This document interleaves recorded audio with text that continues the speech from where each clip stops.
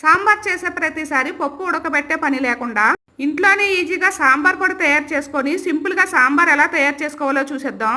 ముందుగా బాండీలో 2 కప్పులు ధనియాలు, 1 కప్పు జీలకర్ర, 2 స్పూన్లు మెంతులు, 1 స్పూన్ ఆవాలు వేసి బాగా వేపుకోవాలి. వాటర్తో 3-4 సార్లు నీట్గా కడిగి ఆరబెట్టిన కందిపప్పుని వేసి దోరగా వేపుకోవాలి. కందిపప్పు గోల్డెన్ కలర్ వచ్చేంత వరకు వేగిన తర్వాత వెండి కొబ్బరి 4 స్పూన్లు వేసి మిక్సీలో వేసి మెత్తగా పొడి చేసుకోవాలి. ఇప్పుడు కడాయిలో 1 స్పూన్ ఆయిల్ వేసి బెండకాయ ముక్కలు, ఉల్లిపాయ, పచ్చిమిర్చి, టమాటా ముక్కలు వేసి లైట్ గా వేగిన తర్వాత సాంబార్కి సరిపడా ఉప్పు, కారం వేసి ముందుగా తీసి పెట్టుకున్న చింతపండు రసం సరిపడా వాటర్ వేసి మరిగించుకోవాలి. రసం మరుగుతూ ఉండగా ముందుగా మనం తయారు చేసుకున్న సాంబార్ పొడి నేనైతే 2 స్పూన్లు వేసాను. సాంబార్ చిక్కగా కావాలనుకుంటే 4 స్పూన్లు సాంబార్ పొడి వేసుకుంటే సరిపోతుంది. 10 నిమిషాలు మరుగుతున్న సాంబార్లో చిన్న బెల్లం ముక్క వేసుకొని తాలింపు వేసేసుకుంటే ఎంతో టేస్టీగా సింపుల్ వేలో సాంబార్ రెడీ అయిపోయింది. మీరు కూడా ఒకసారి ఇలా ట్రై చేయండి. మరిన్ని వీడియోస్ కోసం మన ఛానల్ లైక్ చేసి సబ్స్క్రైబ్ చేసుకోండి.